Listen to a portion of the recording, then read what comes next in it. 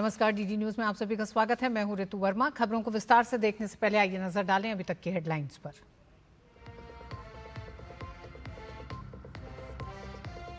प्रधानमंत्री नरेंद्र मोदी ने हिमाचल प्रदेश में बाढ़ प्रभावित क्षेत्रों का किया हवाई सर्वेक्षण। बाढ़ प्रभावित लोगों, एनडीआरएफ, एसडीआरएफ कर्मियों से की बातचीत। पीएम ने प्रदेश को 1500 करोड़ रुपए की वित्तीय सहायता देने का किया ऐलान।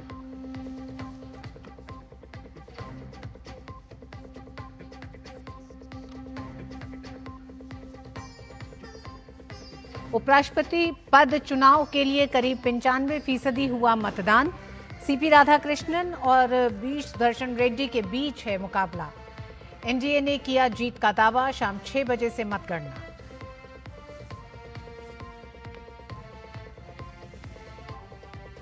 नेपाल में हिंसक प्रदर्शन के बीच केपी शर्मा ओली ने प्रधानमंत्री पद से दिया इस्तीफा। देश में भ्रष्टाचार और सोशल मीडिया पर बैन के विरोध में लगातार दूसरे दिन युवाओं का विरोध प्रदर्शन जारी। एमईए ने भारतीय नागरिकों को दी सतर्क रहने की सलाह।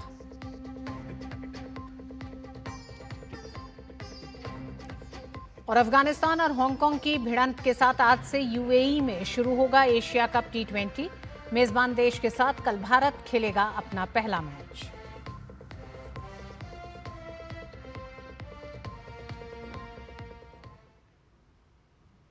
प्रधानमंत्री नरेंद्र मोदी ने हिमाचल प्रदेश के बाढ़ प्रभावित क्षेत्रों का दौरा किया। पीएम ने प्रभावित क्षेत्रों का हवाई सर्वेक्षण भी किया। प्रधानमंत्री आपदा पीड़ितों से मिले और उनका हालचाल जाना। कांगड़ा में हुई समीक्षा बैठक में प्रधानमंत्री को हालात की विस्तृत जानकारी दी गई। प्रधानमंत्री ने राज्य के लिए 1500 करोड़ रुपए की वित्तीय सहायता की घोषणा की। साथ ही एसडीआरएफ और पीएम किसान सम्मान निधि की दूसरी किस्त अग्रिम रूप से जारी की जाएगी। प्रधानमंत्री ने मृतकों के निकटतम परिजनों को 2 लाख रुपए और गंभीर रूप से घायलों को 50,000 रुपए की अनुग्रह राशि देने की भी घोषणा की। प्रभावितों की मदद के लिए कई बड़े कदम उठाने का ऐलान किया गया। प्रधानमंत्री आवास योजना के तहत क्षतिग्रस्त घरों की जियो टैगिंग की जाएगी। इससे नुकसान का सटीक आकलन करने और प्रभावित लोगों तक तेजी से सहायता पहुंचाने में मदद मिलेगी। निर्बाध शिक्षा सुनिश्चित करने के लिए स्कूल क्षति की रिपोर्ट करने और उसे जियो टैग करने में सक्षम होंगे, जिससे समग्र शिक्षा अभियान के तहत समय पर सहायता मिल सकेगी। कृषि को हुए नुकसान को ध्यान में रखते हुए सहायता उपाय किए जाएंगे। केंद्र सरकार ने प्रभावित क्षेत्रों में बुनियादी ढांचे की बहाली और पुनर्निर्माण के लिए हर संभव मदद का आश्वासन दिया है।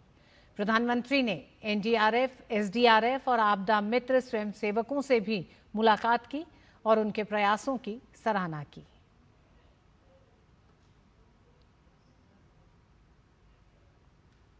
प्रधानमंत्री ने हिमाचल प्रदेश में बाढ़ को लेकर उच्च स्तरीय समीक्षा बैठक की। कांगड़ा में हुई बैठक में सीएम सुखविंदर सिंह सुक्खू और मंत्रियों के साथ साथ राज्य विधानसभा में नेता प्रतिपक्ष जयराम ठाकुर और शीर्ष अधिकारी शामिल हुए। पीएम ने बैठक के दौरान जरूरी दिशा निर्देश दिए।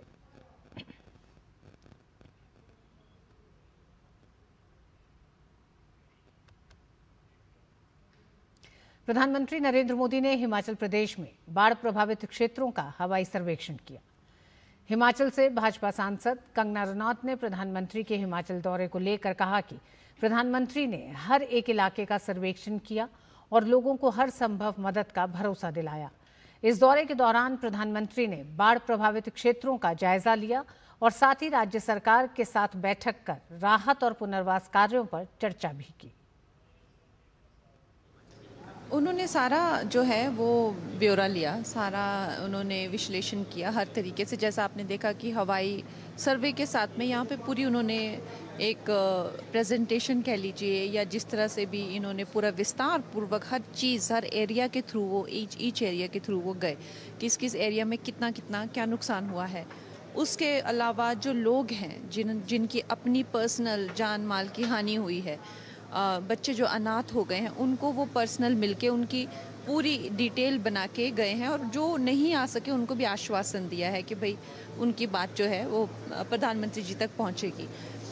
उसके उपरांत उन्होंने अपने भी कुछ सजेशंस दिए कि साल भर साल ऐसा हो रहा है तो हम कैसे उससे जूझ सकते हैं, और बाकी उन्होंने जो राज्य सरकार है उसकी भी कुछ सुझाव लिए इस बारे में कि कैसे हम सब आगे आकर लेकिन एक बात प्रधानमंत्री जी के दौरे से उन्होंने बिल्कुल क्लियर कर दी है कि हम में और राज्य सरकार में कोई गैप नहीं है और मिलकर जो है सब हिमाचल की सेवा करेंगे।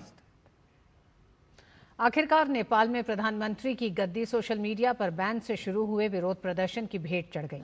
प्रधानमंत्री केपी शर्मा ओली ने देश में हिंसक प्रदर्शनों के मद्देनजर अपना इस्तीफा राष्ट्रपति को सौंप दिया। इस बीच लगातार दूसरे दिन युवाओं का विरोध प्रदर्शन जारी है। प्रदर्शनकारियों ने काठमांडू घाटी और अन्य जिलों में नेताओं और मंत्रियों के आवासों को निशाना बनाया। प्रदर्शनकारियों ने पथराव किया और कई जगहों पर संपत्ति में आग लगा दी।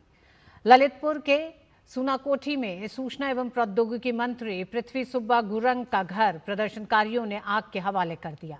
वहीं उप प्रधानमंत्री और वित्त मंत्री विष्णु पौडेल के भैंसेपाटी स्थित आवास पर भी पत्थरबाजी हुई। इसके साथ ही पूर्व गृह मंत्री रमेश लेखक के घर और नेपाल राष्ट्र बैंक के गवर्नर विश्व पौडेल के आवास पर भी हमला किया गया। प्रदर्शनकारी पूर्व प्रधानमंत्री और नेपाली कांग्रेस अध्यक्ष शेर बहादुर दोइबा के बुढ़ानील खंड स्थित घर को आग के हवाले कर दिया गया।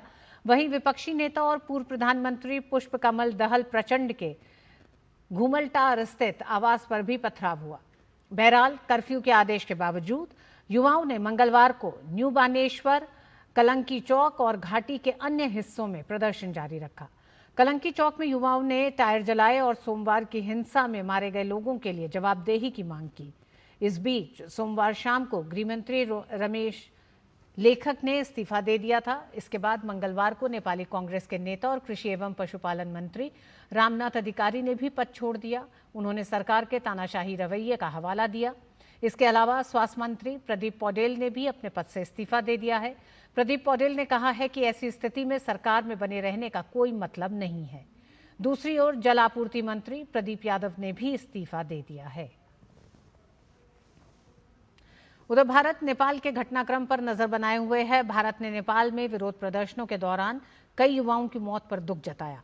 भारतीय विदेश मंत्रालय ने मृतकों के परिवारों के प्रति संवेदना व्यक्त की और घायलों के शीघ्र स्वस्थ होने की भी कामना की।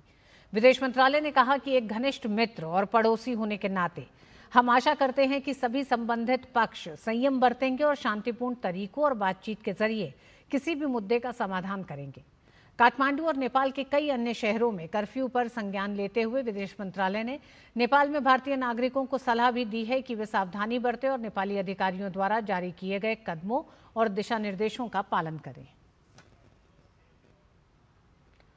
हिंसा की घटनाओं को देखते हुए इंडिगो एयरलाइंस ने काठमांडू की यात्रा करने वाले यात्रियों के लिए एक महत्वपूर्ण ट्रैवल एडवाइजरी जारी की है।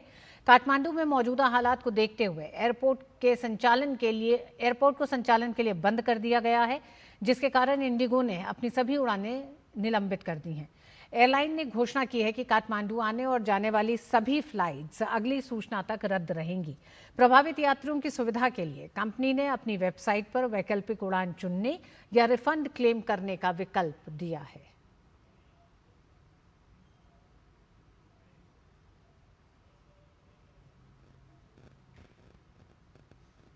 और बुलेटिन में वक्त एक छोटे से ब्रेक का।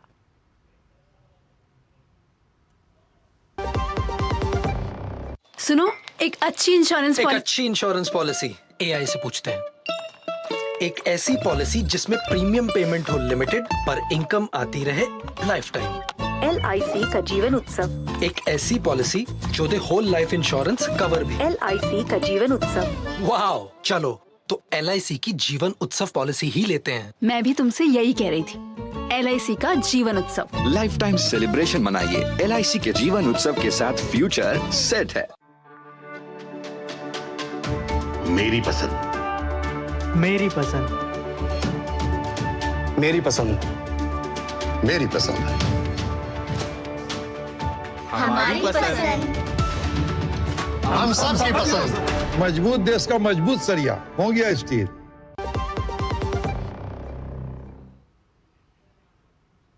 और ब्रेक पर जाने से पहले हमने आपको बताया कि किस तरह से नेपाल के प्रधानमंत्री ने अपना इस्तीफा दे दिया है और पिछले 24 घंटे से नेपाल में जिस तरह का राजनीतिक संकट है उसे लेकर और बात करने के लिए चंद्रशेखर जोशी हमारे साथ जुड़ गए हैं। चंद्रशेखर, अब आगे क्या? प्रधानमंत्री ओली ने अपना इस्तीफा दे दिया है। हालांकि 6 बजे वो बैठक करने वाले थे, उस बैठक से पहले ही सरकार के कैबिनेट के तमाम मंत्रियों ने दे दिया है। तो अब ऐसी स्थिति में आगे क्या रास्ता है? देखिए, फिलहाल तो ये बताया जा रहा है कि प्रधानमंत्री केपी शर्मा ओली ने इस्तीफा दे दिया है और जो सरकार की बागडोर है वो कहीं न कहीं उप प्रधानमंत्री को सौंपी गई है।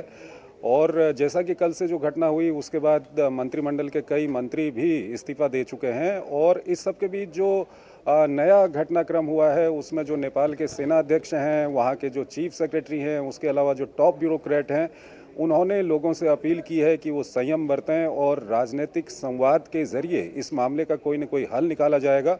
और दूसरी ओर अभी एक बयान आया है राष्ट्रीय स्वतंत्र पार्टी की ओर से, जो राष्ट्रीय स्वतंत्र पार्टी काफ़ी विरोध करती रही है जो मेन स्ट्रीम की पार्टियां हैं उनकी, और उनकी ओर से कहा गया है कि जब एक अंतरिम सरकार के गठन करने की मांग उनकी ओर से की गई है, संविधान संशोधन की मांग की गई है उनकी ओर से, तो फिलहाल कई जो शहर हैं नेपाल के वहाँ पर अभी भी विरोध प्रदर्शन चल रहे हैं। तो ऐसे में एक बड़ा सवाल ये अभी बना हुआ है कि क्या सिर्फ केपी शर्मा ओली के त्यागपत्र देने के बाद मामला सुलझ जाएगा या इसमें आगे अभी कुछ और घटनाक्रम और हो सकते हैं। शेखर, आपने कहा कि संविधान में संशोधन की बात, तो ये संविधान में किस तरह के संशोधन की बात की जा रही है? बिल्कुल, देखिए, संविधान में कई तरह के संशोधन की मांग वहाँ पर लंबे समय से कई संगठन करते रहे हैं और खासकर जो राष्ट्रीय स्वतंत्र पार्टी है वो संविधान में आमूल-चूल परिवर्तन की वो बात करती है। इलेक्शन किस तरह से हों और उसके साथ साथ संविधान में जैसा कि आप जानते हैं कि जो नेपाल जब राजशाही के वक्त पे एक हिंदू राष्ट्र था, उसकी परिभाषा बदलकर 2008 में इसको एक सेक्युलर राष्ट्र बना दिया गया। तो ये सब तमाम इस तरह के परिवर्तन हैं जो राष्ट्रीय स्वतंत्र पार्टी वहाँ पर मांग करती रही है। और फिलहाल अभी जो अगर राजनीतिक पार्टियों की हम बात करें नेपाल की, तो राष्ट्रीय स्वतंत्र पार्टी का वक्तव्य सामने आया है। उसमें कहा गया है कि एक अंतरिम सरकार बनानी चाहिए जल्द से जल्द देश को चलाने के लिए, और उसके बाद उस अंतरिम सरकार का काम होगा कि वो संविधान में आमूल-चूल परिवर्तन करे। जिस तरह की मांग जो छात्र हैं या विभिन्न संगठन हैं जो विरोध प्रदर्शन कर रहे हैं वो करते रहते हैं। तो फिलहाल ये सामने आया है और इस सब के बीच जो नेपाल के सेना प्रमुख हैं, मुख्य सचिव हैं और दूसरे जो टॉप ब्यूरोक्रेट हैं, उनकी ओर से लोगों से अपील की गई है कि वो संयम बरतें और राजनीतिक संवाद के जरिए इस मामले का हल निकाला जाएगा। लेकिन स्थिति अभी भी काफ़ी तनावपूर्ण पूरे देश में बनी हुई है। जी, बहुत बहुत धन्यवाद चंद्रशेखर इस पूरी जानकारी के लिए। और बढ़ते हैं अगली खबरों की तरफ। उपराष्ट्रपति पद के लिए संसद भवन में मतदान की प्रक्रिया सुबह 10 बजे से जारी है। अब तक करीब 95% मतदान हो चुका है। प्रधानमंत्री नरेंद्र मोदी ने सबसे पहले मतदान किया। लोकसभा में नेता प्रतिपक्ष राहुल गांधी, कांग्रेस सांसद सोनिया गांधी और प्रियंका गांधी वाड्रा ने संसद भवन पहुंचकर अपना वोट डाला। इसके अलावा कांग्रेस के राष्ट्रीय अध्यक्ष मल्लिकार्जुन खड़गे और केंद्रीय मंत्री नितिन गडकरी ने भी उपराष्ट्रपति चुनाव में मतदान किया।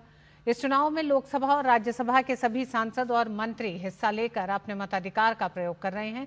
राज्यसभा के उपसभापति हरिवंश, रक्षा मंत्री राजनाथ सिंह, पूर्व प्रधानमंत्री एच डी देवेगौड़ा, भाजपा सांसद कंगना रनौत और कांग्रेस सांसद गौरव गोगोई ने संसद भवन पहुंचकर अपना वोट डाला। भाजपा के राष्ट्रीय अध्यक्ष और केंद्रीय मंत्री जेपी नड्डा और समाजवादी पार्टी सांसद अखिलेश यादव ने भी संसद भवन पहुंचकर अपना वोट डाला। केंद्रीय मंत्री अश्विनी वैष्णव, मनोहर लाल और भाजपा सांसद निशिकांत दुबे ने भी संसद भवन में अपना वोट डाला। उपराष्ट्रपति चुनाव के लिए चल रही वोटिंग के बीच तेलंगाना के मुख्यमंत्री रेवंत रेड्डी ने तेलंगाना के कांग्रेस सांसदों के साथ एक बैठक की, जिसमें उन्होंने उपराष्ट्रपति चुनाव में मतदान को लेकर निर्देश दिए। इससे पहले इंडी गठबंधन के उम्मीदवार बी सुदर्शन रेड्डी ने अपनी जीत का भरोसा जताते हुए क्रॉस वोटिंग की अटकलों को खारिज किया था। उन्होंने भरोसा जताया कि वे इस चुनाव में जीतने जा रहे हैं। उन्होंने कहा कि वे केवल लोगों की अंतरात्मा को जगाने की कोशिश कर रहे हैं। इसके अलावा एनडीए उम्मीदवार सीपी राधाकृष्णन ने उपराष्ट्रपति चुनाव पर कहा, यह भारतीय राष्ट्रवाद की बड़ी जीत होने वाली है। हम सब एक हैं और एक रहेंगे। हम चाहते हैं विकसित भारत बने। ये जीत उस दिशा में ले जाएगी। उपराष्ट्रपति चुनाव के लिए मतदान नए संसद भवन में शाम 5 बजे तक चलेगा। इसके बाद मतगणना शाम 6 बजे शुरू होगी और परिणाम देर शाम तक आने की उम्मीद है। उपराष्ट्रपति पद के लिए एनडीए प्रत्याशी और महाराष्ट्र के राज्यपाल सीपी राधाकृष्णन और एनडी ब्लॉक के प्रत्याशी पूर्व सुप्रीम कोर्ट जज बी सुदर्शन रेड्डी के बीच मुकाबला है। टीडीपी सांसद अपलानेडु कालीसेट्टी और भाजपा सांसद मनोज तिवारी ने उपराष्ट्रपति पद के लिए मताधिकार का प्रयोग करने के बाद डीडी न्यूज से बात की। Today the election is very good. My leader Chandrababu Naidu is supporting Radhakrishnan. Definitely NDA Kotami candidate Radhakrishnan in winning. बहुत अच्छे से चुनाव चल रहा है और एनडीए के खेमे में विश्वास और खुशी की लहर है। सीपी राधाकृष्णन जी जैसा व्यक्ति जिसने पूरे जीवन एक साधारणता को जीवन में प्रस्तुत करने का उन्होंने अपने कार्यों से अपने व्यवहार से किया है, वो हमारे अगले वाइस प्रेसिडेंट ऑफ इंडिया बनेंगे। इस बात की हमें बहुत खुशी है। केंद्रीय शिक्षा मंत्री धर्मेंद्र प्रधान को एनडीए के उपराष्ट्रपति पद के उम्मीदवार सीपी राधाकृष्णन की जीत का पूरा भरोसा है।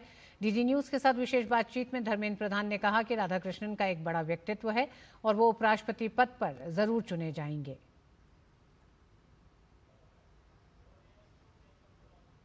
अभी हमारे साथ बातचीत के लिए मौजूद हैं धर्मेंद्र जी। उपराष्ट्रपति चुनाव की जो प्रक्रिया है वो शुरू हो चुकी है, कितनी उम्मीदें हैं शिक्षा मंत्री को? हम 100% आत्मविश्वास से भरे हुए हैं। भारी मतों से हमारे प्रत्याशी सीपी राधाकृष्णन जी का विजय होगा। दक्षिण बनाम दक्षिण की लड़ाई करने की कोशिश, ये राष्ट्रीय स्तर की चुनाव है, अच्छे मतों से हम जीतेंगे। राधाकृष्णन जी का व्यक्तित्व भी एक बड़ा रहा है और पार्टी ने उनको मौका दिया। सीपी राधाकृष्णन जी बहुत अनुभवी और सुलझे हुए व्यक्ति है। चलिए, शिक्षा मंत्री धर्मेंद्र प्रधान जिनका कहना है कि सीपी राधाकृष्णन जी एक सुलझे हुए व्यक्ति हैं और निश्चित तौर पर हमारी जो है वो एक बड़ी विक्ट्री होने वाली है और इसको लेकर हमारी पार्टी और पूरा जो देश है वो आशान्वित है कि सीपी राधाकृष्णन देश के उपराष्ट्रपति पद पर आसीन होंगे। कैमरामैन प्रमोद नेगी के साथ राजेश राज, डीडी न्यूज, दिल्ली। केंद्रीय टेक्सटाइल मंत्री गिरिराज सिंह ने उपराष्ट्रपति पद के लिए मताधिकार का प्रयोग करने के बाद डीडी न्यूज के साथ विशेष बातचीत में कहा कि हमारे प्रत्याशी असली दक्षिण के प्रत्याशी हैं और कांग्रेस के प्रत्याशी नकली प्रत्याशी हैं, क्योंकि कांग्रेस के प्रत्याशी सुदर्शन रेड्डी सजायाफ्ता व्यक्ति से मुलाकात करने पटना जाते हैं। केंद्रीय मंत्री और fire brand leader Giriraj Singh अभी उपराष्ट्रपति पद के लिए मताधिकार का प्रयोग कर बाहर निकले हैं, हमारे साथ बातचीत कर रहे हैं। गिरिराज जी, क्या प्रतिक्रिया है, आप मताधिकार का प्रयोग कर बाहर आए? 200% एनडीए को उम्मीदवार जीतेंगे और जीतना उसी तरह तय है जैसे सूर्य का पूरब में उगना, इसको कोई नहीं काट सकता। सीपी राधाकृष्णन का जो व्यक्तित्व है बहुत बड़ा व्यक्तित्व है और यही वजह है कि आपकी पार्टी ने और एनडीए ने इनको उम्मीदवार बनाया। देखिए, सीपी राधाकृष्णन जी के कथनी करनी में कोई अंतर नहीं है। ये जो नकली गांधी है ना, नकली संविधान लेके चलते हैं हजरत इमाम, उनके जो उम्मीदवार हैं जज और कह रहे हैं अंतरात्मा, उनका हारना तय है, फिर भी वोट मांगने जाते हैं किससे? सजाए आफ्ता से। छी छी छी छी, डूब के मर जाए, हारना तय है। कम से कम कथनी करनी तो एक होना चाहिए। सीपी राधाकृष्णन एक उच्च चरित्र के लोग हैं और अभी तक कोई कह नहीं सकता कि उनके ऊपर दक्षिण बनाम दक्षिण की लड़ाई इसे कहा जा रहा है, कितना इत्तेफाक रखते हैं गिरिराज सिंह? अरे वो नकली दक्षिण है, ये असली दक्षिण है। चलिए, बहुत शुक्रिया केंद्रीय मंत्री गिरिराज सिंह, जिनका ये साफ तौर पर कहना है कि दक्षिण और दक्षिण की लड़ाई कहा जा रहा है, लेकिन हमारे उम्मीदवार जो हैं वो असली दक्षिण के उम्मीदवार हैं, कांग्रेस के उम्मीदवार नकली दक्षिण के उम्मीदवार हैं। कैमरामैन प्रमोद नेगी के साथ राजेश राज, डीडी न्यूज, दिल्ली। समाजवादी पार्टी के वरिष्ठ नेता रामगोपाल यादव ने कहा है कि ये उत्तर और दक्षिण की लड़ाई नहीं है, बल्कि उपराष्ट्रपति पद की लड़ाई है, जिसमें विपक्ष ने अपनी मजबूत भूमिका का निर्वहन लोकतंत्र में किया है। हमारे वरिष्ठ सहयोगी राजेश ने बात की उनसे। हम जानते हैं प्रधानमंत्री नरेंद्र मोदी ने अब से थोड़ी देर पहले हिमाचल प्रदेश के बाढ़ प्रभावित इलाकों का दौरा किया है और अब प्रधानमंत्री इस समय पंजाब के बाढ़ प्रभावित इलाकों का हवाई सर्वेक्षण कर रहे हैं। प्रधानमंत्री मोदी बाढ़ग्रस्त पंजाब का इस समय दौरा कर रहे हैं।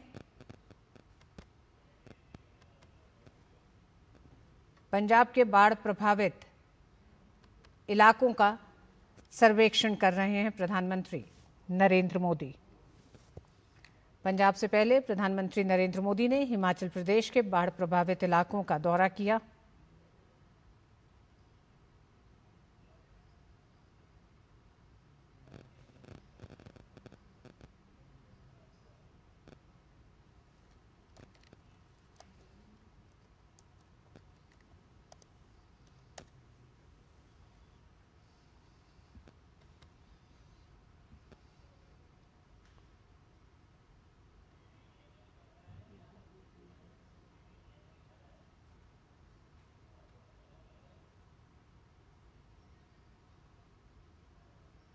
प्रधानमंत्री नरेंद्र मोदी इस समय पंजाब में बाढ़ से हुए नुकसान और पंजाब के उन तमाम जिले जो बाढ़ से प्रभावित हैं उनका हवाई सर्वेक्षण कर रहे हैं। प्रधानमंत्री के इस दौरे से पहले पंजाब सरकार ने करीब 20,000 करोड़ रुपए के विशेष पैकेज की मांग भी की है।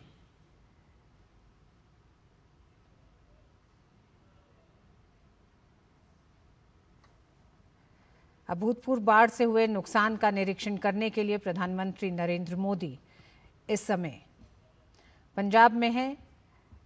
पंजाब में बाढ़ प्रभावित इलाकों का हवाई सर्वेक्षण कर रहे हैं प्रधानमंत्री नरेंद्र मोदी।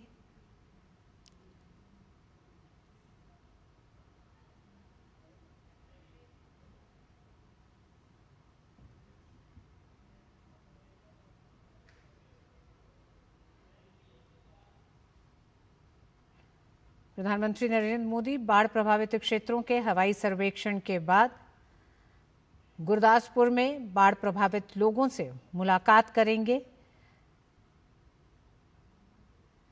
और उसके बाद एक समीक्षा बैठक में बाढ़ से हुए नुकसान की जानकारी लेंगे।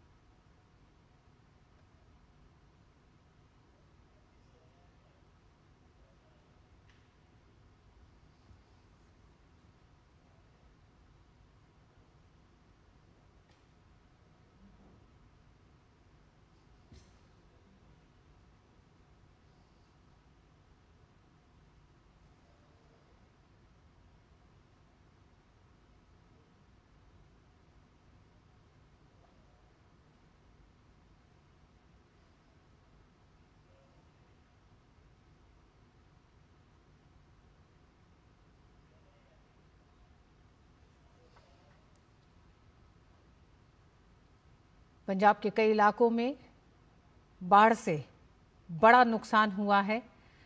पंजाब की कई नदियां खतरे के निशान से ऊपर बह रही हैं और यही कारण है कि तबाही का एक बड़ा कारण उफनती नदियां रही पंजाब की। और पंजाब के किसान अब केंद्र सरकार की तरफ एक राहत की खबर की उम्मीद कर रहे हैं। प्रधानमंत्री नरेंद्र मोदी का दौरा बेहद अहम है। हम जानते हैं इससे पहले हिमाचल प्रदेश के बाढ़ग्रस्त इलाकों का प्रधानमंत्री ने दौरा किया और करीब 1500 करोड़ की राहत राशि का ऐलान भी किया है। इसी के साथ कई और बड़े कदमों का ऐलान किया जो हिमाचल प्रदेश के प्रभावित इलाकों की बेहतरी के लिए कुछ बड़े कदम हैं। और हिमाचल प्रदेश के बाढ़ प्रभावित इलाकों के दौरे के बाद अब प्रधानमंत्री पंजाब के बाढ़ प्रभावित इलाकों का हवाई सर्वेक्षण कर रहे हैं।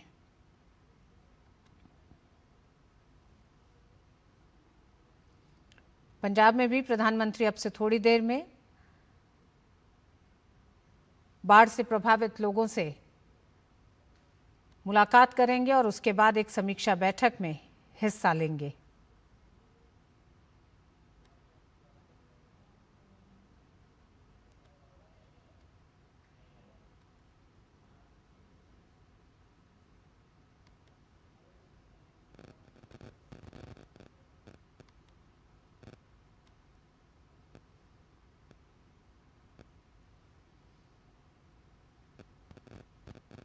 पंजाब इस समय भीषण बाढ़ से जूझ रहा है।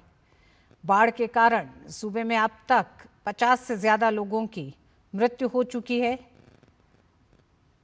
15 जिलों में 3 लाख से ज्यादा लोग और 4 लाख से ज्यादा एकड़ फसल बाढ़ से प्रभावित हुई है। प्रधानमंत्री नरेंद्र मोदी इस समय पंजाब के गुरदासपुर पहुंचे और वहां से उसके बाद बाढ़ प्रभावित क्षेत्रों का हवाई सर्वेक्षण कर रहे हैं।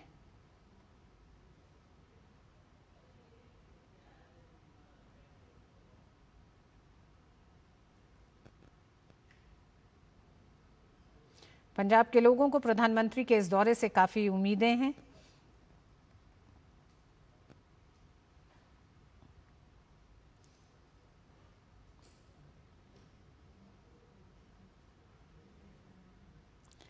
हम जानते हैं प्रधानमंत्री नरेंद्र मोदी के इस दौरे से पहले पंजाब भाजपा अध्यक्ष सुनील जाखड़ ने कहा कि प्रधानमंत्री नरेंद्र मोदी पंजाब में बाढ़ की स्थिति को लेकर बेहद चिंतित है। इस पर उनकी कड़ी नजर है और यही दिखाता है आज उपराष्ट्रपति का चुनाव है। चुनाव में अपना वोट देने के बाद प्रधानमंत्री हिमाचल प्रदेश और पंजाब के दौरे के लिए रवाना हुए, जहां हिमाचल प्रदेश के बाढ़ प्रभावित इलाकों का हवाई सर्वेक्षण करने और जो नुकसान हुआ है उसके आंकलन के बाद एक राहत राशि का ऐलान करने के बाद इस समय प्रधानमंत्री पंजाब के उन तमाम बाढ़ प्रभावित इलाकों का हवाई सर्वेक्षण कर रहे हैं। इसके बाद प्रधानमंत्री बाढ़ प्रभावित क्षेत्रों से आए लोगों से मुलाकात करेंगे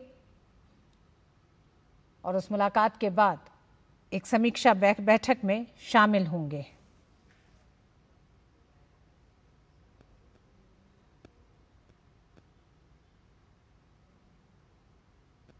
पंजाब में आई भीषण बाढ़ से पंजाब के किसान, मजदूर और आम नागरिक बुरी तरह प्रभावित हुए हैं।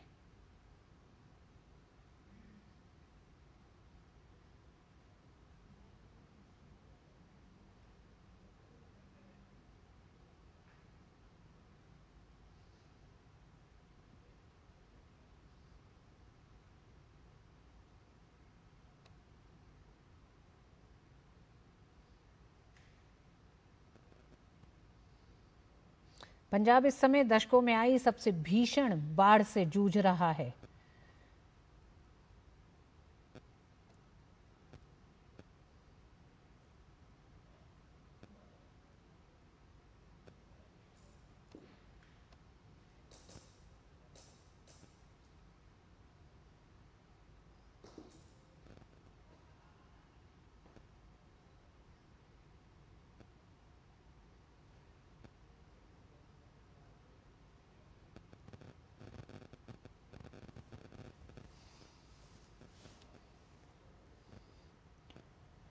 पंजाब इस समय दशकों में आई सबसे भीषण बाढ़ से जूझ रहा है। बाढ़ ने राज्य में कृषि को भारी नुकसान पहुंचाया है। लगभग 1.5 लाख हेक्टेयर भूमि पर लगी फसलें नष्ट हो गई हैं। पंजाब में बाढ़ की स्थिति सतलुज, व्यास, रावी सहित उफनती नदियों के साथ साथ छोटी मौसमी नदियों के कारण उत्पन्न हुई है।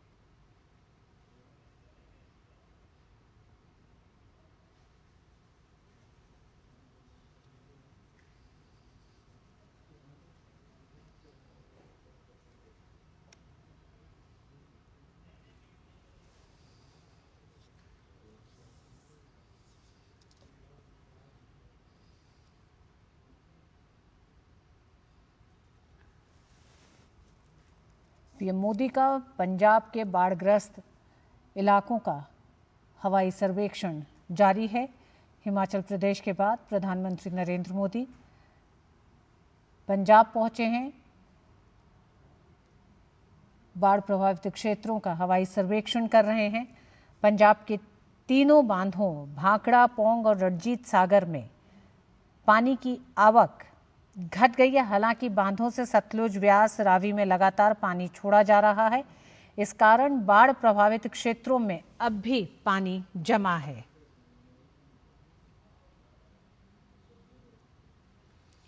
बड़ी संख्या में बाढ़ प्रभावित इलाकों में लोग घरों की छतों या फिर राहत शिविरों में आश्रय लिए हुए हैं।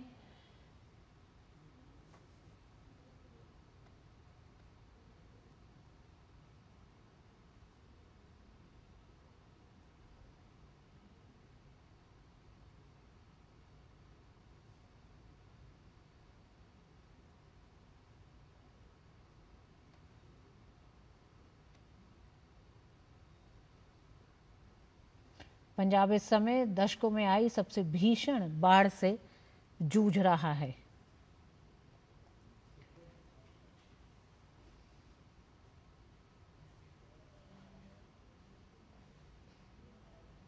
चालीस से ज्यादा लोगों की अभी तक इस संकट में मृत्यु हो चुकी है।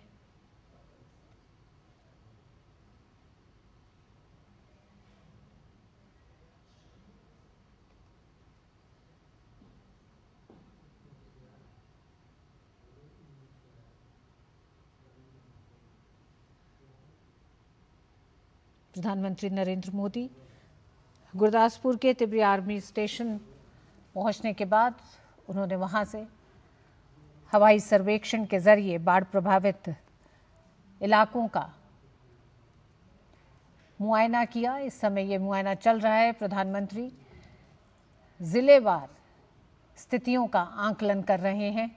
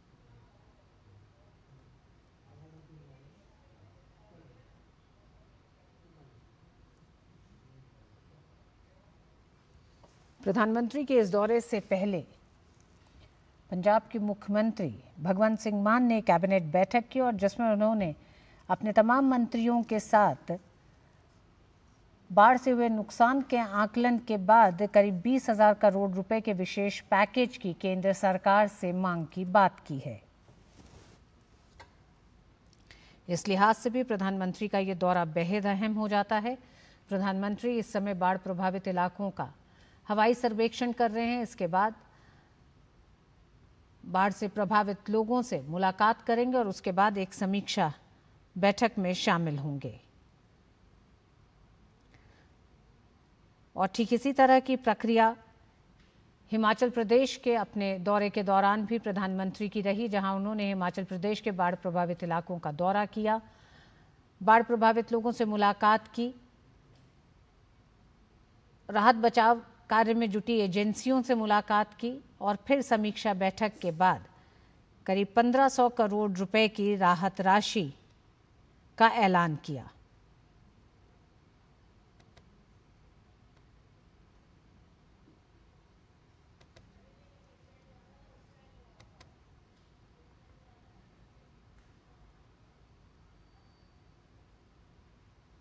हिमाचल प्रदेश के लिए कई बड़े कदम केंद्र सरकार की तरफ से उठाए गए हैं। प्रधानमंत्री ने मृतकों के निकटतम परिजनों को 2 लाख रुपए और गंभीर रूप से घायलों को 50,000 रुपए की अनुग्रह राशि देने की भी घोषणा की। साथ ही प्रधानमंत्री आवास योजना के तहत क्षतिग्रस्त घरों की जियो टैगिंग की जाएगी। इससे नुकसान का सटीक आंकलन करने और प्रभावित लोगों तक तेजी से सहायता पहुंचाने में मदद मिलेगी।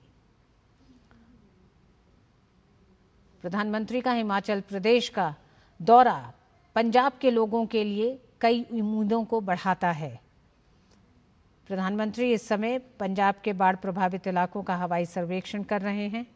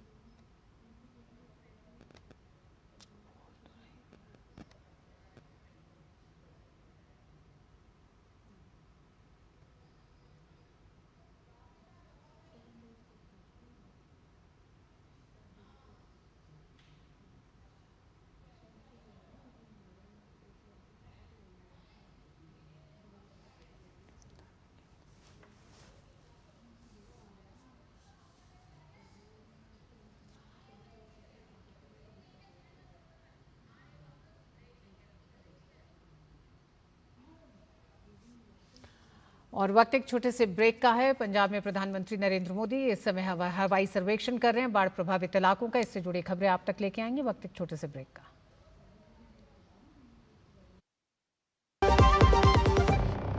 करोड़ों श्रमयोगियों की जरूरत में ज्यादा बचत। प्री जीएसटी दौर में साइकिल पर था टैक्स 17% और सिलाई मशीन पर 16%, जो अब है केवल 5%। मेहनत कश को शक्ति। Next gen GST. जब धरती चीर कर निकलता है लोहे का पत्थर और मिलता है मोंगिया के जोश से, फिर तपता है, पिघलता है और बनता है फौलाद। अब होता है सरिया सारी खूबियों के साथ। मोंगिया स्टील, मजबूत देश का मजबूत सरिया। और खबर नेपाल से। नेपाल में सोशल मीडिया पर बैन लगाने को लेकर शुरू हुआ विरोध प्रदर्शन उग्र होता जा रहा है। आज भी लगातार दूसरे दिन युवाओं का विरोध प्रदर्शन जारी है। इसी बीच नेपाल स्थित भारतीय दूतावास ने वहां रह रहे अपने नागरिकों के लिए एडवाइजरी जारी की है।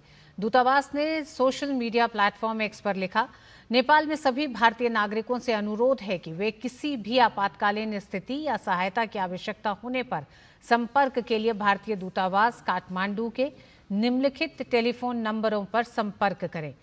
ये नंबर है 977-980-860-2881 +977-980-860-2881 977-9810-326134।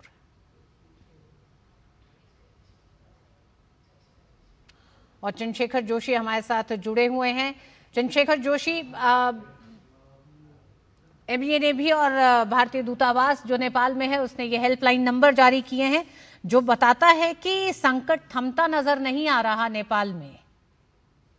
देखिए, ये स्थिति जो है ये बांग्लादेश की तरह ही आगे की ओर बढ़ रही है। ये स्थिति प्रधानमंत्री केपी शर्मा ओली ने तो त्यागपत्र दे दिया है, लेकिन उसके बावजूद भी अभी कई जगहों पे प्रदर्शन चल रहे हैं और खासकर जो सोशल मीडिया है और नेपाली यूथ जो उस पर लिख रहे हैं और जो लोग इस पूरे प्रोटेस्ट और धरना प्रदर्शनों को आयोजन कराने के पीछे थे, अब ये लोग मांग कर रहे हैं कि काठमांडू के मेयर हैं बालेंद्र शाह, उनके नेतृत्व में एक अंतरिम सरकार वहां पर बनाई जाए। ये मांग वहां पर प्रमुखता से उठ रही है और खुद काठमांडू के जो मेयर हैं बालेंद्र शाह, उनकी ओर से लोगों से अपील भी की गई है कि वो शांत रहें, अब ज़्यादा जो सरकारी संपत्ति है उसकी तोड़फोड़ ना करें। और ये बहुत हद तक हो सकता है क्योंकि 1990 में 2006 में जब नेपाल में इस तरह के मूवमेंट हुए हैं उसके बाद एक अंतरिम सरकार बनी है और यहाँ पर भी ये हो सकता है। और बालेंद्र शाह को सबसे प्रमुख उम्मीदवार बताया जा रहा है अंतरिम सरकार के मुखिया के रूप में। और शाम को एक सर्वदलीय बैठक भी होनी है। लेकिन आपको ये बता दें कि जो ये प्रोटेस्ट जिसको जेन जी कहा जा रहा है, जिन लोगों ने ये ऑर्गेनाइज किया, उनकी अब मांग है कि जितने भी पुराने पॉलिटिशियन हैं, जितने भी जो ओल्ड स्कूल ऑफ थॉट्स है नेपाल का, जिसमें चाहे नेपाली कांग्रेस के नेताओं की बात करें, पुष्पकमल दहल प्रचंड की बात करें या केपी शर्मा ओली की बात करें, उनका ये कहना है कि ये पुरानी लीडरशिप अब नेपाल में नहीं रहेगी, ये नेपाल में अब शासन नहीं करेगी। और उनका कहना है कि अब अगली जनरेशन को यानी कि यूथ जनरेशन को नेपाल की सत्ता संभालनी होगी। और बालेंद्र शाह जो मेयर हैं काठमांडू के, ये एक रैपर भी हैं और साथ ही साथ एक इंजीनियर भी हैं। ये काफ़ी वहाँ पर लोकप्रिय हैं नेपाल के अंदर में, नेपाल के युवाओं में काफ़ी लोकप्रिय हैं। जिस तरह से ये काठमांडू के मेयर रहते हुए वहाँ पर काम करते हैं, सड़कों पर अगर ये कोई काम करने जाते हैं तो उसको लाइव करवाते हैं, तो ये काफ़ी वहाँ पे लोगों में काफ़ी फेमस है। और इस वक्त ये मांग वहाँ पर सबसे ज़्यादा अब उठ रही है कि बालेंद्र शाह के नेतृत्व में वहाँ पर अंतरिम सरकार बनाई जाए। ऋतु जी, चंद्रशेखर, जैसे आप कह रहे हैं बालेंद्र शाह के बारे में, ये 15वें काठमांडू के मेयर हैं और ये स्ट्रक्चरल इंजीनियर, नेपाली रैपर और फिर राजनेता हुए। दिलचस्प ये है कि इन्होंने जिसे हराया मेयर के चुनाव में, वो नेपाली कांग्रेस के उम्मीदवार सृजना सिंह और सीपीएन यूएमएल के प्रत्याशी केशव स्थापित को हराया था। तो यानी 2023 में जब इन्होंने इन दो उम्मीदवारों को हराया है, तभी संकेत बहुत साफ थे एक बड़े बदलाव के नेपाल में। देखिए, हम लगातार कल भी हमने इस बारे में बात की थी कि ये काफ़ी पिछले 1-2 सालों से नेपाल के अंदर में एक अनरेस्ट चल रहा था और डिफरेंट जो ऑर्गेनाइजेशन हैं वो अपनी मांगों को लेकर के अलग अलग जगहों पे इस तरह के विरोध प्रदर्शन, सोशल मीडिया पर विरोध, चाहे हम नेपाल के जो अंतिम राजा थे ज्ञानेंद्र, वो जिस तरह से पूरे देश में घूम रहे थे और वर्तमान सत्ता के खिलाफ वो एक माहौल बना रहे थे। उसके अलावा यूथ जिस तरह से सोशल मीडिया पर लिख रहे थे, यूथ में काफ़ी गुस्सा था। और साथ ही साथ कल या आज भी मैंने आपको बताया कि जो हामी नेपाल नाम का एनजीओ है, उसने एक प्रमुख भूमिका इसमें निभाई है। सुधान गुरुङ उसके हेड है। और ये हामी नेपाल नाम का जो एनजीओ था, ये नेपाल के अंदर में जब भूकंप आता है या वहाँ पर जो प्राकृतिक आपदा होती है उसमें ये लोग काम करते हैं बचाव का। और ये भी एक प्रमुख बिंदु है कि नेपाली सेना के साथ कोऑर्डिनेटेड रेस्क्यू ऑपरेशन इन लोगों ने चलाए हैं। और इन लोगों ने कहीं न कहीं ये पूरा का पूरा जो आंदोलन था इसको लीड किया। और अब इसमें एक नाम उभर कर आ रहा है, वो है बालेंद्र शाह का। वो काठमांडू के मेयर हैं, स्वतंत्र उम्मीदवार के तौर पर उन्होंने ये चुनाव जीता था। और पूरे नेपाल में या यूँ कहें कि काठमांडू में युवाओं में ये काफ़ी लोकप्रिय है। और अब ये पूरी तरह से, अभी मैं कुछ जो नेपाल के प्रमुख मीडिया हाउसेज हैं उनके एडिटोरियल पढ़ रहा था, जिसमें काठमांडू पोस्ट है, कांतिपुर न्यूज़ है, ये सब अपने एडिटोरियल में लिख रहे हैं कि अब बालेंद्र शाह को नेपाल की कमान संभालनी चाहिए। और ये सारे एडिटोरियल लगातार जिस तरह से भर्त्सना कर रहे हैं ओली सरकार की, क्योंकि ओली सरकार पर भी एक बड़ा आरोप है। आरोप ये भी है कि 2008 के बाद से कभी इस तरह का आंदोलन नहीं हुआ जिसमें इतनी बड़ी संख्या में छात्रों की हत्या हो गई हो। तो ये भी एक बड़ा शर्मनाक है। साथ ही साथ जिस तरह से आपने कुछ नाम बताए हैं, जिन युवा पीढ़ियों का आप जिक्र कर रहे हैं, जिस एनजीओ का जिक्र कर रहे हैं, तो सवाल ये भी है चंद्रशेखर, ऐसे हालात दक्षिण एशिया के एक और देश बांग्लादेश में देखे गए। वहां एक ये साफ था कि एक तख्ता पलट की कोशिश की गई और तख्ता पलट को अंजाम दिया गया। तो क्या नेपाल में भी यही साजिश थी, मंशा यही है तख्ता पलट की? बिल्कुल, लगभग ये सिचुएशन जिस ओर जा रही है ये वही बयां करती है जो बांग्लादेश में हुआ। चंद्रशेखर, आपके पास हम आएंगे, उससे पहले हम अपने दर्शकों को बता दें, प्रधानमंत्री इस समय पंजाब में बाढ़ प्रभावित इलाकों का हवाई सर्वेक्षण कर रहे थे और इस समय प्रधानमंत्री नरेंद्र मोदी पंजाब के बाढ़ प्रभावित इलाकों से मौजूद लोगों से इस समय बातचीत कर रहे हैं। बाढ़ प्रभावित लोगों से जान रहे हैं कि किस तरह की मुसीबत में वो इस समय में है। हम जानते हैं कृषि प्रधान राज्य पंजाब एक बड़ी एक तरह से संख्या में किसानों के लिए एक बड़ी क्षति लेके आई ये बाढ़, और कृषि भूमि का एक बड़ा नुकसान हुआ है, खड़ी फसल का बड़ा नुकसान हुआ है। इस समय पंजाब में बाढ़ प्रभावित इलाकों के हवाई सर्वेक्षण के बाद प्रधानमंत्री नरेंद्र मोदी बाढ़ प्रभावितों से मिल रहे हैं, इस प्रतिनिधिमंडल से एक तरह से मिल रहे हैं, जिसमें अलग अलग इलाकों से बाढ़ प्रभावित प्रधानमंत्री नरेंद्र मोदी से आप बीती सुनाने आए हैं।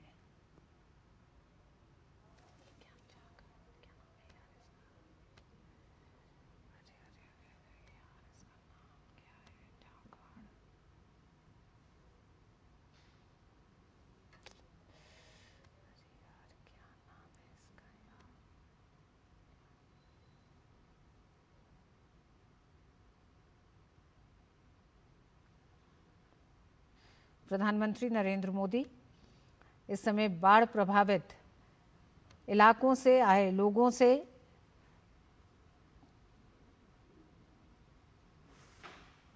पंजाब में मौजूद हैं। पंजाब में बाढ़ प्रभावित इलाकों से मौजूद लोगों से इस समय बात कर रहे हैं। पंजाब इस समय भीषण बाढ़ से जूझ रहा है।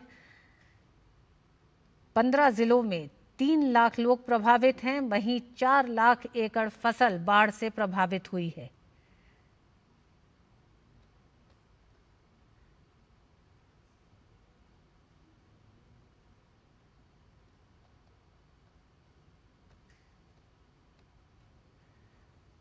पंजाब भाजपा अध्यक्ष सुनील जाखड़ भी मौजूद हैं। प्रधानमंत्री नरेंद्र मोदी को बाढ़ग्रस्त इलाकों में मौजूद परेशानियों से रूबरू कराते, ये बाढ़ प्रभावित इलाकों से आए लोग हैं जो प्रधानमंत्री से मिलने के लिए पहुंचे हैं।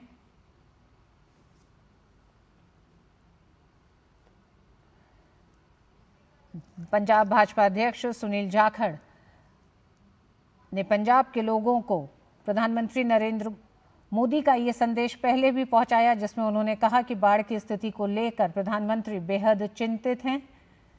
और प्रधानमंत्री ने आज हिमाचल प्रदेश और पंजाब रवाना होने से पहले अपने एक संदेश में भी कहा, हम देख रहे हैं जिस तरह से फसलों को हाथ में लेकर सुनील जाखड़ प्रधानमंत्री नरेंद्र मोदी से जब इस प्रतिनिधिमंडल से प्रधानमंत्री मिल रहे हैं बाढ़ प्रभावितों से, तब उसका जिक्र कर रहे हैं, क्योंकि एक बड़ा नुकसान पंजाब के किसानों के लिए रहा है। खड़ी फसल को हुए नुकसान को लेकर है, पशुधन को हुए नुकसान को लेकर है, लोगों का जीवन बुरी तरह प्रभावित हुआ है मौजूदा बाढ़ की इस हालात में।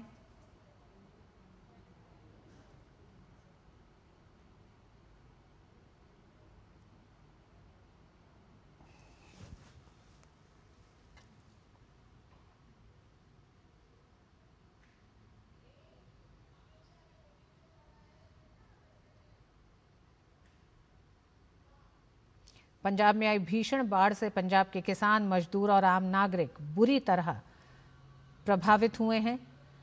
पंजाब के किसान भी प्रधानमंत्री नरेंद्र मोदी से मुलाकात कर रहे हैं।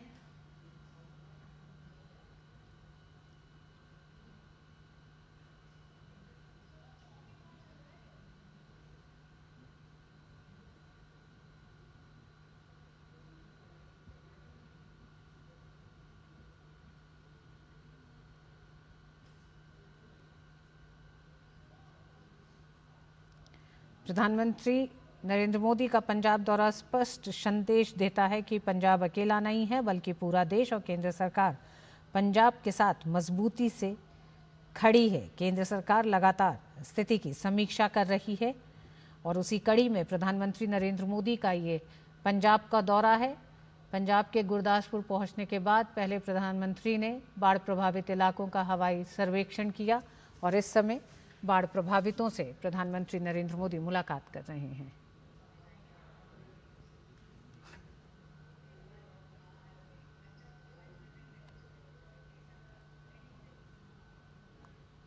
और प्रधानमंत्री के पंजाब दौरे से जुड़ी खबरों पे अपडेट हम आपको देते रहेंगे, लेकिन उस बीच आइए रुक करते हैं सीधे नेपाल का। नेपाल एक भीषण राजनीतिक संकट के दौर से गुजर रहा है। प्रधानमंत्री ओली अपना इस्तीफा दे चुके हैं, लेकिन उसके बाद भी आज दूसरा दिन है। हिंसा का दौर अभी भी जारी है और इस पर और अपडेट के लिए चंद्रशेखर हमारे साथ जुड़ गए हैं। चंद्रशेखर, आप हमारे साथ बने हुए हैं। चंद्रशेखर, वही हम लोग चर्चा कर रहे थे कि किस तरह से अभी जो मौजूदा हालात हैं इसमें क्या एक कार्यकारी प्रधानमंत्री की नियुक्ति की जाएगी या फिर जो बाकी अन्य राजनीतिक पार्टियां हैं वो किसी प्रस्ताव के साथ आगे बढ़ सकती हैं? देखिए, बहुत मुश्किल हालात वहाँ पर बने हुए हैं। प्रधानमंत्री केपी शर्मा ओली ने तो त्यागपत्र दे दिया, लेकिन उनके बाद क्या वहाँ पर की स्थिति है, सरकार कौन चलाएगा, सरकार है या नहीं है, ये सब स्थितियाँ बिल्कुल वहाँ पर अभी साफ नहीं है। काफ़ी अनिश्चितता की स्थिति है। लेकिन इस सब के बीच जिस तरह से जो नेपाल के मीडिया हाउसेज हैं, जिसमें काठमांडू पोस्ट है, कांतिपुर न्यूज़ है, ये सब एडिटोरियल छाप रहे हैं और कहीं ना कहीं ये बता रहे हैं कि बालेंद्र शाह को कमान संभालनी चाहिए। और वहीं जो प्रदर्शनकारी यूथ हैं वो भी मांग कर रहे हैं कि बालेंद्र शाह को कमान संभालनी चाहिए। और ये अब पूरा का पूरा मामला जो है, जो ओल्ड स्कूल ऑफ पॉलिटिक्स है, जो वहाँ पर पहले से राजनीतिक दल के जो नेता हैं, चाहे वो नेपाली कांग्रेस की हम बात करें, उसके अलावा सीपीएन माओइस्ट की बात करें, सीपीएन मार्क्सिस्ट लेनिनिस्ट की बात करें, या उसके अलावा जो राष्ट्रीय स्वतंत्र पार्टी है, प्रजातांत्रिक पार्टी है, ये दल तो वहाँ पर पहले से हैं, इनके नेता भी वहाँ पर पहले से हैं। लेकिन अब पूरी की पूरी मांग की जा रही है कि जो पुरानी जनरेशन है पॉलिटिशियंस की, उनको रिटायर किया जाए, उनकी सरकार ना बनाई जाए, बल्कि नई जनरेशन यानी कि जो यूथ हैं वो सरकार में आए और बालेंद्र शाह को नेतृत्व करने के लिए मांग की जा रही है। तो ये बड़ी मुश्किल वहाँ पर स्थिति हो गई है। अभी शाम को 6 बजे एक सर्वदलीय बैठक भी वहाँ पर बुलाई गई है, लेकिन सुरक्षा की जो स्थितियाँ हैं, जिस तरह से आज नेपाली आर्मी को जाकर के कई सारे मंत्रियों को रेस्क्यू करना पड़ा, उन सब के बीच ये सर्वदलीय बैठक भी वहाँ पर हो पाएगी या नहीं हो पाएगी, ये भी अभी साफ नहीं है। इस सब के बीच कहीं ना कहीं मामला जिस तरह से बांग्लादेश में हुआ था उसी ओर ये मामला बढ़ता हुआ जा रहा है। और अगर केपी शर्मा ओली के त्यागपत्र देने के बाद जो वर्तमान संसद है, जो वर्तमान राजनीतिक पार्टियां हैं, ये कोई राजनीतिक हल निकालना चाहें और कोई अंतरिम सरकार बनाना चाहें, तो शायद ये काफ़ी अब वहाँ पर मुश्किल हो जाएगा। क्योंकि जिस तरह के हालात हैं उसमें सीधे सीधे मांग की जा रही है कि जो पुराने राजनेता हैं वो सरकार ना चलाएं, नए लोगों को कमान दी जाए। और बालेंद्र शाह का नाम प्रमुखता से आगे आ रहा है। मांग की जा रही है कि बालेंद्र शाह को नया अंतरिम प्रधानमंत्री नेपाल का बनाया जाए। जी चंद्रशेखर, सरकारें बदलती रही हैं और बहुत तेजी से बदलती रही हैं। विश्वास मत के जरिए भी सरकारें एक तरह से बर्खास्त होती रही हैं और प्रधानमंत्रियों ने अपने इस्तीफे भी दिए हैं। इस बीच में दक्षिण एशिया के इन देशों में ये एक नया ट्रेंड है जहां स्थापित राजनीतिक पार्टियां और नेताओं को अपदस्थ करके सत्ता पर काबिज होने के लिए वो युवा पीढ़ियों की दलील देते हैं, लेकिन सामने एक अपरिपक्व राजनेता के तौर पर सामने एक पूरी वो लीडरशिप दिखाई देती है। जो जिन बालेंद्र शाह की आप बात कर रहे हैं वो एक स्ट्रक्चरल इंजीनियर, एक रैपर, उनका अगर हम देखें तो 2 साल का मात्र राजनीतिक करियर कहा जाएगा और वो भी बतौर मेयर। ऐसे में अनुभव के अभाव और तमाम अनुभवी नेताओं को दरकिनार राजनीतिक पार्टियों को 2008 के बाद से जो गणतंत्र की स्थापना हुई उसके बाद से सबको दरकिनार करके ये क्या नया ट्रेंड है या ये क्या राजनीतिक स्थिरता दे पाएगा जिसकी दलील लगातार प्रदर्शनकारी कर रहे हैं? देखिए, एक बड़ा सवाल है कि अगर इस तरह का कोई विकल्प तलाशा जाता है तो ये कितनी राजनीतिक स्थिरता दे पाएगा, ये कहना काफ़ी महत्वपूर्ण होगा। बालेंद्र शाह की अगर हम बात करें तो उनको काठमांडू की जो पॉलिटिक्स है, काठमांडू राजधानी है, वहाँ पर यूथ है, काफ़ी मॉडर्न यूथ है, सोशल मीडिया का यूज़ करता है और काठमांडू का जो काठमांडू है वो बाकी नेपाल से बिल्कुल अलग है। तो वो काठमांडू की पॉलिटिक्स तो काफ़ी अच्छी कर रहे हैं, लेकिन एक ये बड़ा सवाल है कि क्या वो राष्ट्रीय स्तर पर नेपाल का नेतृत्व कर पाएंगे या नहीं कर पाएंगे। लेकिन इस सब के बीच सवाल ये भी उठता है कि 2008 के बाद चाहे आप लेफ्टिस्ट पॉलिटिक्स को कह लें नेपाल की, या उसके अलावा नेपाली कांग्रेस की बात कर लें, लेफ्टिस्ट में आप मार्क्सिस्ट लेनिस्ट की बात कर लें या माओइस्ट की बात कर लें, इन सबको नेपाल की जनता देख चुकी है और कहीं ना कहीं इनसे परेशान हो चुकी है। जिस तरह से वहाँ पर भ्रष्टाचार के मामले सामने आ रहे हैं। अभी करीब 1 साल पहले नेपाल ने एयरबस से 2 विमान खरीदे थे और वो विमान खरीदने के बाद वहाँ पर आवाज़ उठी थी कि इसमें भ्रष्टाचार हुआ है। उसके बाद जब वहाँ पर जांच कमेटी बिठाई गई तो जांच कमेटी ने भी पाया कि इसमें भारी भ्रष्टाचार हुआ है, जो पब्लिक एक्सचेकर है उसको काफ़ी नुकसान हुआ है। तो इस तरह के मामले वहाँ पर सामने आते हैं। और साथ ही साथ आप नेपाल का जो यूथ सोशल मीडिया पर वहाँ पर एक्टिव हैं काफ़ी, जिनके कारण से ये सब कुछ एक तरह का मूवमेंट वहाँ पर बहुत कम समय में बन गया। उसमें आप देखिए तो वो लिखते हैं कि किस तरह से जो पॉलिटिशियंस हैं और बड़े अधिकारी हैं, उनके बच्चे विदेशों में अच्छे स्कूलों में पढ़ रहे हैं, अच्छे कपड़े पहनते हैं, लेकिन जब वो नेपाल के लोगों को देखते हैं, नेपाल की गरीब जनता को देखते हैं, तो वो कहते हैं कि ये कहीं ना कहीं गलत हो रहा है। तो जो पुराने जो पॉलिटिकल लीडर्स वहाँ पर हैं, उनसे कहीं ना कहीं काफ़ी परेशान वहाँ के लोग हो गए हैं। और इसमें ये ज़रूर है कि जिस नए ट्रेंड की आप बात कर रहे हैं, ये नया ट्रेंड सोशल मीडिया की काफ़ी इसमें महत्वपूर्ण भूमिका रहती है। और साथ ही साथ बाहरी और भीतरी ताकतें भी इसमें इन्वॉल्व रहती हैं। लेकिन कहीं ना कहीं ये फ्रस्ट्रेशन था नेपाली यूथ का, और जो ये नेपाली यूथ का जो ये प्रदर्शन था, इसको भारी मात्रा में जो वहाँ पर मीडिया है, साथ ही साथ वहाँ की जो फिल्म फ्रेटर्निटी है। चंद्रशेखर, नेपाल पे हम चर्चा जारी रखेंगे, लेकिन उससे पहले आइए एक बार फिर रुक करते हैं। प्रधानमंत्री नरेंद्र मोदी इस समय पंजाब के दौरे पर हैं, जहां प्रधानमंत्री नरेंद्र मोदी ने बाढ़ प्रभावित इलाकों का हवाई सर्वेक्षण किया और उसके बाद बाढ़ प्रभावित लोगों से मुलाकात की। उस मुलाकात में प्रधानमंत्री ने बाढ़ प्रभावितों की समस्याओं को सुना और इस समय प्रधानमंत्री एनडीआरएफ, एसडीआरएफ और आपदा मित्रों से मुलाकात कर रहे हैं। एनडीआरएफ, एसडीआरएफ और आपदा मित्र एक तरह से वो सेना रही जो बाढ़ प्रभावितों को इस मुश्किल समय में प्रभावित इलाकों से बाहर लेके आने से लेकर पूर्व सूचनाएं जब मिली कि जिन जिन इलाकों में ये बाढ़ का संकट हो सकता है, उन इलाकों से उन तमाम लोगों को सुरक्षित स्थानों तक ले जाने में संकट मोचन की भूमिका में एनडीआरएफ, एसडीआरएफ और आपदा मित्र रहे। आपदा मित्र एनडीएमए और गृह मंत्रालय के ने एक साथ मिलकर इस स्कीम की शुरुआत की थी, जिसका मकसद रहा कि जब भी कभी प्राकृतिक आपदाएं आती हैं तो किस तरह से फ्रंट पे लीड करने के लिए ये आपदा मित्र होते हैं। या आपदा मित्र एक तरह से कम्युनिटी में से ही तैयार किए जाते हैं और वही पहली पंक्ति के एक तरह से सेनानी होते हैं जो प्राकृतिक आपदा की इस मुसीबत में लोगों के लिए राहत बनकर आते हैं। प्रधानमंत्री नरेंद्र मोदी इस समय एसडीआरएफ, एनडीआरएफ और आपदा मित्रों से मुलाकात कर रहे हैं।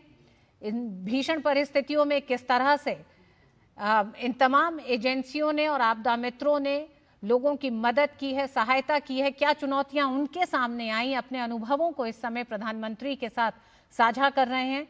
प्रधानमंत्री भी उनसे इस मुलाकात में उनके अनुभवों को सुन रहे हैं, साथ ही अपने सुझावों को भी एनडीआरएफ, एसडीआरएफ और आपदा मित्रों से साझा कर रहे हैं।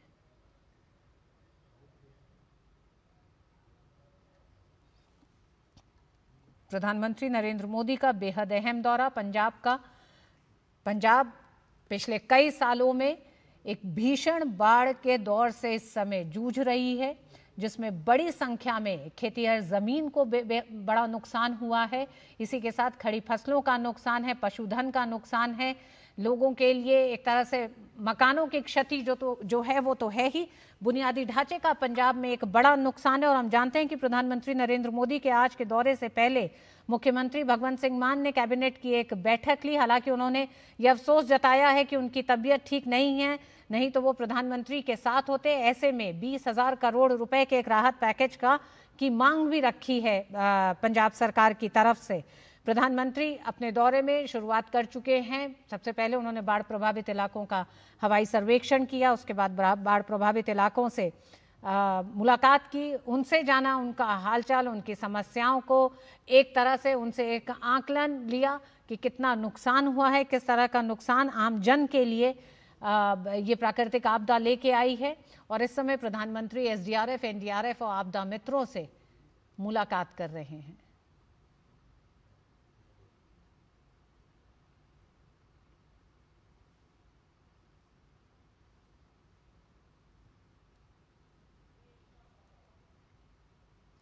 एसडीआरएफ, एनडीआरएफ और आपदा मित्रों को इन मुसीबत के क्षणों के लिए ही तैयार किया जाता है। आपदा मित्र वो बल है जो इस तरह की मुसीबत में सबसे पहले स्थानीय लोगों की मदद के लिए पहुंचते हैं।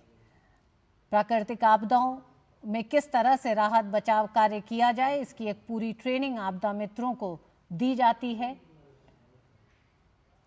प्रधानमंत्री नरेंद्र मोदी पंजाब के अपने दौरे में इस समय एसडीआरएफ, एनडीआरएफ और आपदा मित्रों से मुलाकात कर रहे हैं।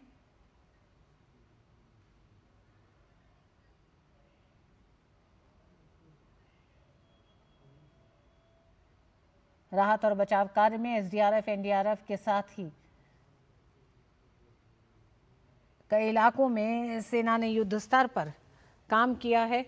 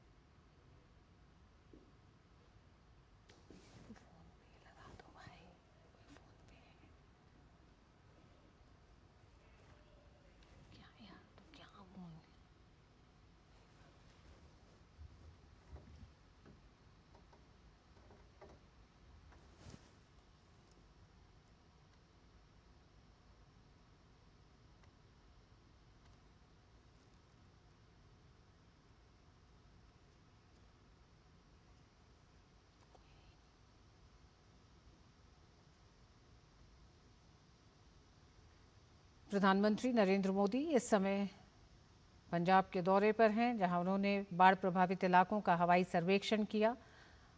उसके बाद बाढ़ प्रभावितों से मुलाकात करने के बाद इस समय प्रधानमंत्री एनडीआरएफ, एसडीआरएफ और आपदा मित्रों से मुलाकात कर रहे हैं। एनडीआरएफ, एसडीआरएफ ने इन मुसीबत के क्षणों में बाढ़ प्रभावित इलाकों से लोगों को सुरक्षित स्थानों तक पहुंचाने से लेकर उन तक राहत सामग्री पहुंचाने का पूरी व्यवस्था की है।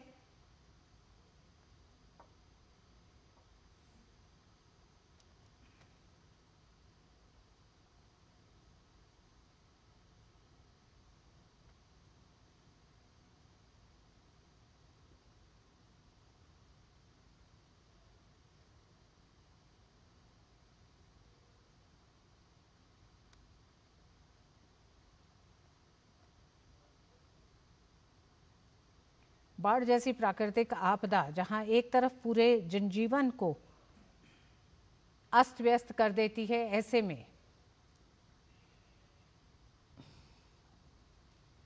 बुनियादी ढांचे का नुकसान, सड़कों का नुकसान, कृषि भूमि का नुकसान, पशुधन का नुकसान, इन तमाम नुकसानों से लोगों के जीवन पर बड़ा असर पड़ता है। बाढ़ प्रभावित इलाकों का मुआयना करने के बाद प्रधानमंत्री ने बाढ़ प्रभावितों से मुलाकात की और इस समय वह एनडीआरएफ और एसडीआरएफ से बात कर रहे हैं, जहां एनडीआरएफ, एसडीआरएफ ने पिछले कई दिनों की इस बाढ़ की परिस्थितियों में किस तरह से लोगों को बचाया है और किस तरह से बाढ़ प्रभावित इलाकों में राहत बचाव कार्य को चलाया है, उसकी एक प्रदर्शनी भी एक तरह से तस्वीरों के जरिए प्रधानमंत्री को जिलेवार तरीके से बताने की कोशिश की जा रही है कि किस किस तरह से लोगों को बचाया गया है इन इलाकों में।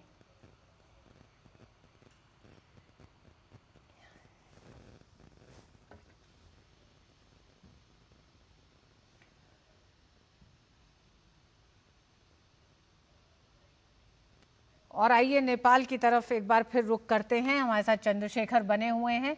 हम प्रधानमंत्री के पंजाब दौरे से जुड़ी खबरें आपको देते रहेंगे, लेकिन उससे पहले आइए नेपाल का रुख करते हैं। राजनीतिक संकट के दौर से नेपाल गुजर रहा है। चंद्रशेखर, एक बार फिर आपकी तरफ आ रहे हैं और हम यही बात कर रहे थे कि आपने बात की कि जिस तरह का एक ट्रेंड है, ये जो ट्रेंड बांग्लादेश में दिखाई दिया और कुछ समय पहले एक राजनीतिक और आर्थिक अस्थिरता को लेकर श्रीलंका में भी कुछ ऐसे ही एक तरह से हालात बने थे। लेकिन नेपाल को हम क्या श्रीलंका और बांग्लादेश की तुलना में रख सकते हैं? देखिए, नेपाल को श्रीलंका और बांग्लादेश की तुलना में तो नहीं रखा जा सकता, लेकिन बांग्लादेश के जो हालात थे वो थोड़ा अलग थे। श्रीलंका में हाँ, वहाँ पर आर्थिक स्थिति को लेकर के ज़रूर श्रीलंका में हमने ये देखा था, लेकिन नेपाल में जो सबसे बड़ा वहाँ पर मुद्दा बना वो भ्रष्टाचार का मुद्दा बना और उसी के कारण ये सब देखना पड़ रहा है। और कल जो सरकार की ओर से बयान आया था उसका एक महत्वपूर्ण हिस्सा मैं आपको याद दिलाना चाहूँगा। सरकार की ओर से जो बयान आया था नेताओं की ओर से, उसमें ये कहा गया था कि सरकार के ही कुछ लोग इस जो आंदोलन है, जो प्रदर्शन है, जो मूवमेंट है, इसको आगे बढ़ाने में लगे हुए हैं। तो ये काफ़ी महत्वपूर्ण बयान था, जो मैं आपको कह रहा हूँ कि बाहरी और भीतरी ताकतों का भी ऐसे वक्त पर हाथ होता है, तो कहीं ना कहीं वो इसमें साफ हो जाता है। और आज जिस तरह से खबर आ रही है कि केपी शर्मा ओली त्यागपत्र उनको देने के लिए नेपाल के सेना प्रमुख और नेपाली सेना का काफ़ी उनके ऊपर दबाव था, इसके अलावा जो टॉप ब्यूरोक्रेट्स हैं नेपाल के, उनका काफ़ी उनके ऊपर दबाव था। तो कहीं ना कहीं एक स्थिति ज़रूर बनी है। सोशल मीडिया का इसमें काफ़ी उपयोग हुआ है और अंत समय पे आप देखिए कि सोशल मीडिया को भी बंद कर दिया गया था, तो उसके बाद जो VPN है और उसके अलावा एक ऐप है उसका नाम भी इसमें सामने आ रहा है, उसका भी इसमें काफ़ी उपयोग हुआ था। और कुल मिलाकर अब जो स्थिति बनी हुई है उसमें नेपाल के प्रधानमंत्री त्यागपत्र दे चुके हैं, लेकिन उनके बाद क्या कुछ होगा ये अभी जी बिल्कुल चंद्रशेखर, अनिश्चित आपने है। बड़ी बात की है कि सरकार के भीतर से भी विद्रोह के स्वर प्रबल हो रहे थे, यानी मजबूत हो रहे थे। ऐसे में क्या, जो कई कारणों में से एक कारण ये माना जा रहा है कि विदेशी दबाव, युवाओं को लगता है कि बड़े देशों के दबाव में नेपाल मोहरे जैसा इस्तेमाल हो रहा था, क्या ये भी एक कारण है? और अगर ऐसा है तो ये किस ओर इशारा कर रहा है? देखिए, नेपाल के अंदर जो मुख्य मुद्दा है वो तो भ्रष्टाचार का ही मुद्दा था, जिसको काफ़ी समय से भुनाना चाह रहे थे। कभी उसको जो पूर्व राजा ज्ञानेंद्र हैं वो उसको भुनाने की कोशिश कर रहे थे, कभी जो राजशाही समर्थक नेता हैं जिनमें आपके दुर्गा परसाई और दूसरे नेता हैं, ये उसको भुनाने की कोशिश कर रहे थे। और उसके बाद जो नेपाली विपक्ष है उसने भी उसको भुनाने की कोशिश की। और उसके बाद कल हमने देखा कि जिस तरह से जो NGO हामी नेपाल का उसमें नाम आया, उसने भी इसको भुनाने की कोशिश की। सोशल मीडिया का इसमें जम के उपयोग किया गया। और अब बालेंद्र शाह, क्योंकि वो काफ़ी फेमस हैं वहाँ पर, उनको अंतरिम प्रधानमंत्री बनाना, उनके नेतृत्व में अंतरिम सरकार बनाने की वहाँ पर मांग कर रहे हैं प्रदर्शनकारी। लेकिन जिस तरह से ये हालात हैं, इसमें ये साफ है कि कहीं ना कहीं इसमें बाहरी और भीतरी ताकतों का, जो मैं बार बार कह रहा हूँ, और भीतरी ताकतों को लेकर के कल सरकार की ओर से जो बयान आया था उसमें भी कहीं ना कहीं इस तरह के संकेत मिलते हैं। और बाहरी ताकतों की हम बात करें तो आप देखिए कि केपी शर्मा ओली रहे हों या उससे पहले प्रचंड रहे हों, अधिकतर इन लोगों पर वहाँ ये आरोप लगाए जाते थे कि कहीं ना कहीं ये लोग चीन की ओर झुक गए हैं। इस तरह के आरोप भी वहाँ की जनता का एक हिस्सा इन पर लगाता था। तो इसमें ये सब फैक्टर्स हैं जिन्होंने मिलकर काम किया और अंत में कहीं ना कहीं ये एक आंदोलन का स्वरूप इसने लिया। और कल जब वहाँ पर पुलिस की ओर से एक्सेसिव फोर्स का वहाँ पर इस्तेमाल किया गया और उसके बाद 20 लोगों की करीबन वहाँ पर मौत हो गई, तो उसने इसमें आग में घी का काम किया। और आज सवेरे जब ये प्रदर्शन फिर फैलने लगे तो उसके बाद नेपाली सेना की ओर से जो टॉप ब्यूरोक्रेट्स हैं नेपाल के, उनके ओर से केपी शर्मा को इस्तीफे की नसीहत देना, तो ये कहीं ना कहीं दिखाता है कि ये अपने आप में ये वही आंदोलन है जैसे आंदोलन हमने बांग्लादेश में देखे हैं या मध्य पूर्व में भी देखे हैं। शुरू हुआ नेपोटिज्म से, यानी कि भाई भतीजावाद से, सोशल मीडिया बैन तक पहुंचा, राजनीतिक अस्थिरता, कई बड़े घोटालों की बात की गई, बेरोजगारी की बात की गई, आर्थिक असमानता की बात की, साथ ही साथ विदेशी दबाव की नेपाल में आने की भी बात की गई है। तो कारण कहीं है। उसी के साथ आप कह रहे हैं कि सरकार के भीतर से भी विद्रोह के स्वर बहुत मजबूत हो रहे थे। बाहरी अंदरूनी ताकतें भी ये जो मौजूदा हालात पैदा हुए हैं नेपाल में उसके लिए जिम्मेदार हैं। लेकिन संकट बड़ा नेपाल के सामने है। जब प्रधानमंत्री ओली इस्तीफा दे चुके हैं, उसके बाद अब अंतरिम प्रधानमंत्री बनाने की जो बात हो रही है, बालेंद्र शाह की बात हो रही है, जिन्हें मात्र 2 साल हुआ है मेयर हुए और इससे पहले वो एक रैपर और स्ट्रक्चरल इंजीनियर थे। लेकिन छात्रों का समर्थन और तमाम दलों का समर्थन शायद बालेंद्र शाह की तरफ है। देखना दिलचस्प होगा शाम तक नेपाल किस करवट अपने इस राजनीतिक संकट को लेकर जाता है। धन्यवाद चंद्रशेखर। और इस बुलेटिन में बस इतना ही। मुझे दीजिए अनुमति। नमस्कार।